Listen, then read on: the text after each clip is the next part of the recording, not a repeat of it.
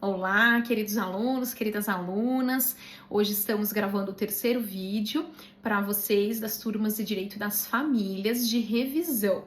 E hoje vamos revisitar o tópico de arranjos familiares. Segundo os dados do IBGE, especialmente da Pesquisa Nacional por Amostragem de Domicílios, o perfil de família ele está distanciado dos modelos legais. O perfil de família que hoje nós encontramos em sua maior parte no Brasil é um perfil distanciado daquele perfil que nós vimos no vídeo passado, daqueles modelos mais tradicionais de família ou do modelo tradicional, que é o mais tradicional, como vimos, da entidade matrimonial, do casamento. Então, nós temos outros diversos arranjos familiares. E como eu disse no vídeo 1 e frisei também no vídeo 2, nós temos novos arranjos familiares, normalmente no Brasil, reconhecido via judiciário. E nós temos 3 arranjos expressos reconhecidos dentro da Constituição de forma explícita, que são união estável, casamento, na entidade matrimonial, e família monoparental.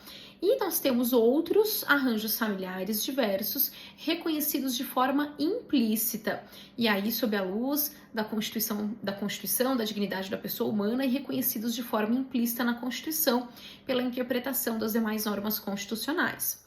E normalmente reconhecido via judiciário, como foi o caso da decisão que reconheceu a união afetiva em 2011, a ADI, que reconheceu a união afetiva lá em 2011, e também outras tantas decisões que reforçam e reconhecem direitos de outros arranjos familiares. Mas vamos lá. Diante disso, nós temos aqui, com base no professor Paulo Lobo, autor de referência para as nossas aulas, alguns outros arranjos familiares, né? Quais seriam esses arranjos familiares que nós temos atualmente? Vejam, nós temos o arranjo constituído por homem e mulher, com vínculo de casamento e com filhos biológicos. Temos homem e mulher com vínculo de casamento, com filhos biológicos e filhos socioafetivos, ou somente com filhos socioafetivos. Homem e mulher sem casamento, com filhos biológicos, ou seja, união estável, que, como eu disse antes, é reconhecida de forma expressa na Constituição. Homem e mulher sem casamento, com filhos biológicos e socioafetivos, ou apenas socioafetivos, união estável também. Pai ou mãe, e filhos biológicos, que é a entidade monoparental, o pai com os filhos e a mãe com esses filhos, entidade monoparental. Temos também o pai ou a mãe com filhos biológicos e socioafetivos ou apenas socioafetivos, que também constitui um arranjo familiar, que é a entidade monoparental, também reconhecida de forma expressa na Constituição. Temos ainda como 7º arranjo familiar a união de parentes e pessoas que convivem em interdependência afetiva, sem pai ou mãe que a chefie, como no caso de um grupo de irmãos após o falecimento ou abandono dos pais, ou de avós com os netos, ou de tios com sobrinhos, são o que a doutrina chama de entidades interparentais. Temos também pessoas sem vínculo de parentesco que passam a conviver em caráter permanente, com laços de afetividade, laços de proteção mútua, sem finalidade sexual, sem finalidade econômica. São entidades que nós chamamos de entidades não parentais. Temos ainda uniões homoafetivas masculinas ou femininas, com ou sem filhos biológicos ou socioafetivos. Temos uniões concubinárias, quando houver impedimento para se casar de um ou de ambos os companheiros, com ou sem filhos, isso a gente vai ver melhor na aula de casamento, e é muito comum. Temos também comunidade socioafetiva formada com filhos, aí com as aspas, filhos de criação, segundo generosa e solidária tradição brasileira, sem laços de filiação natural, sem laços de filiação adotiva regular, mas com posse de estado de filiação configurada. Temos também relações constituídas entre padrastos e madrastas e respectivos enteados, que são as chamadas famílias recompostas. Temos também filiação multiparental, na qual o filho se vincula a mais de um pai ou uma mãe, biológico e socioafetivo. ou seja, multiparentalidade. Outro tema interessante e relevante que nós veremos também nas aulas de filiação. E de todas essas hipóteses, essas 13 hipóteses, as de 1 a 6 estão previstas na Constituição de forma expressa, que são hipóteses que se enquadram de alguma forma no casamento, ou união estável, ou entidade monoparental. O Código Civil trata expressamente do casamento, também nos artigos 1511 e seguintes, e também, da união estável, nos artigos 1723 a 1726, como entidades familiares. E apenas e do concubinato em um único artigo no 1727, definindo-o sem uma qualificação clara, E a gente vai falar disso também, em outra aula um pouquinho mais para frente. Além disso, nós temos características em comum em todos os tipos de família. Isso é muito importante. Características comuns que se veem naqueles 13 tipos de arranjos familiares que nós mencionamos antes. Então, são características comuns em todos os tipos de família que faz configurar a entidade familiar. De acordo com o professor Paulo Lobo, são as seguintes características. Número 1, afetividade ou comunhão de vida afetiva, que é a função da família de hoje, como nós falamos desde o primeiro vídeo, afetividade ou comunhão de vida afetiva. Também temos estabilidade, excluindo-se relacionamentos casuais, episódicos ou descomprometidos, sem comunhão de vida. Então, o relacionamento que é casual, é claro, ele não constitui família, O requisito também, além da afetividade para se constituir família, é o da estabilidade, excluindo-se, portanto, relacionamentos casuais. O terceiro requisito é o da ostensibilidade. Convivência pública e ostensiva, o que pressupõe uma unidade familiar que se apresente assim publicamente. Ostensibilidade, convivência pública e ostensiva. E a quarta e última característica comum desses arranjos familiares é o escopo de constituição de família, ou seja, o objetivo de se constituir família. Também muito importante.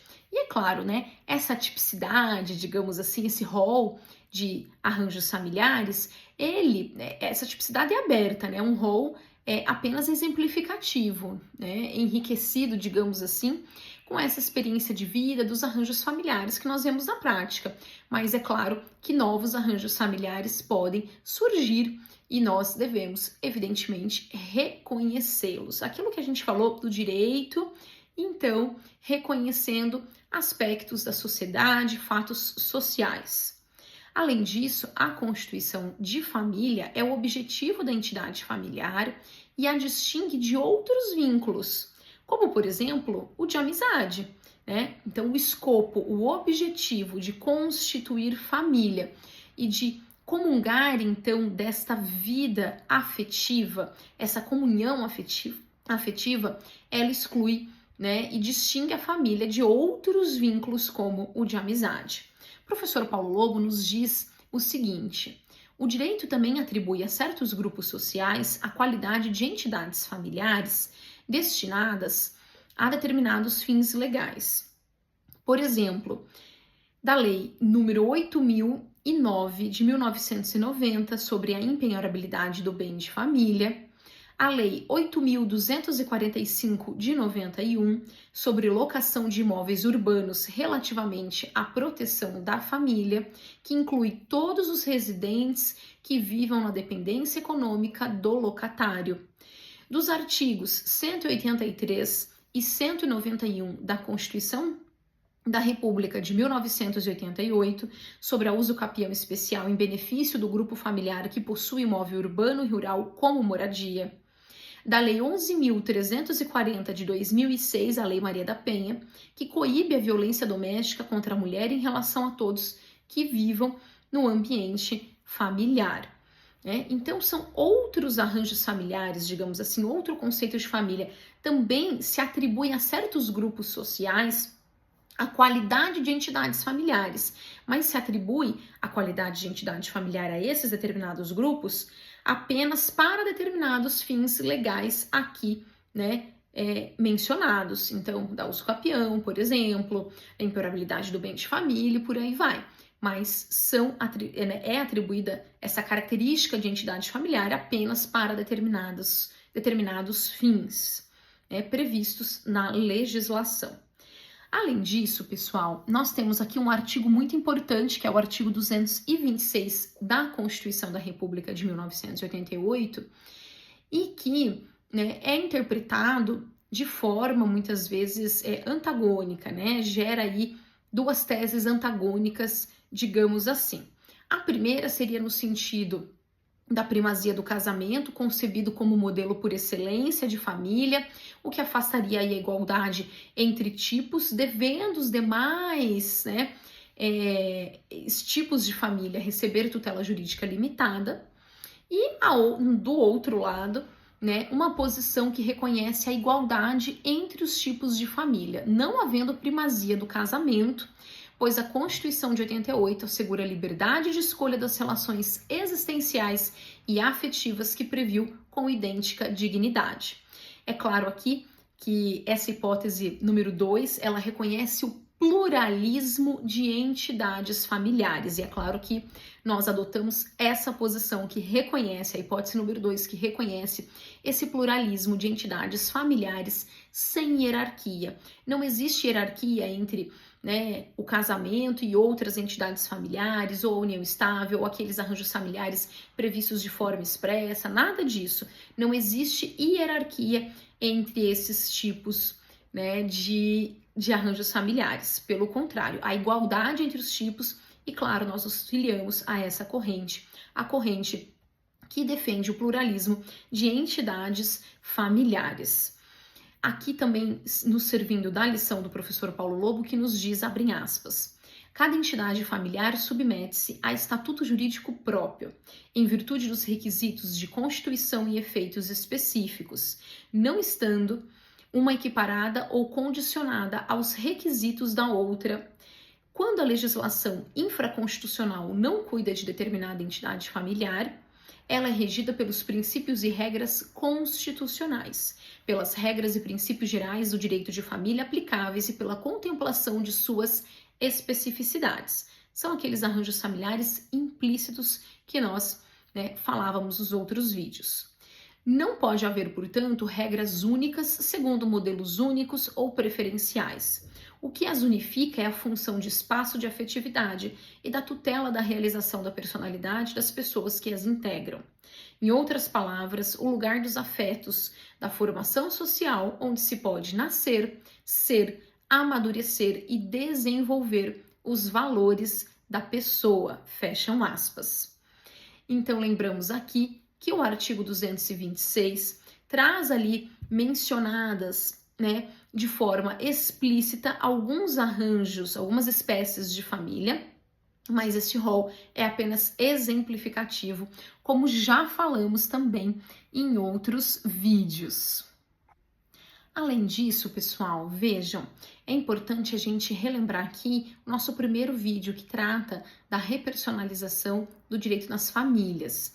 E também quando nós falamos do melhor interesse das pessoas humanas que integram as entidades familiares. Lembrando também, vou deixar de novo aqui o link daquele meu artigo, escrito em coautoria com a minha professora há alguns anos atrás, uma professora muito querida que me orientou no processo de iniciação científica, maravilhosa, e também ali nós colocamos esses novos arranjos familiares e a família como espaço de encontro, de realização, de afeto, de solidariedade, a família que tem essa função que tanto falamos aqui, que é uma função de comunhão de vida afetiva, diferente daquela função patrimonial de outrora.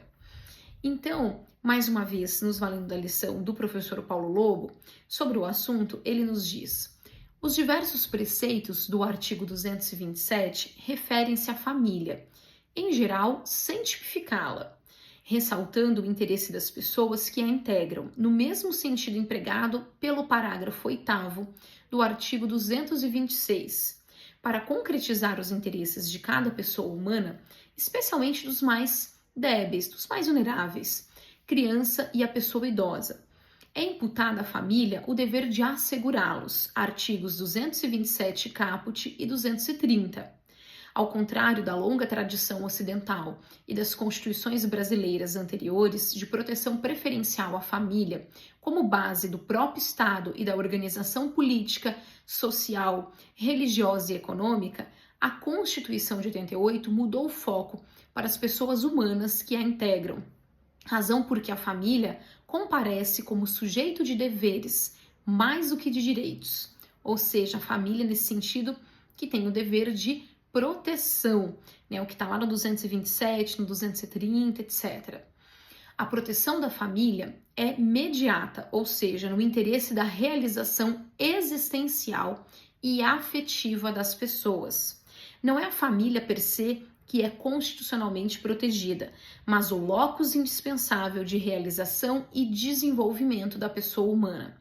Sob o ponto de vista do melhor interesse da pessoa, não podem ser protegidas algumas entidades familiares e desprotegidas outras, pois a exclusão refletiria nas pessoas que as integram, por opção ou por circunstâncias da vida, comprometendo a realização do princípio da dignidade da pessoa humana. Fecham aspas.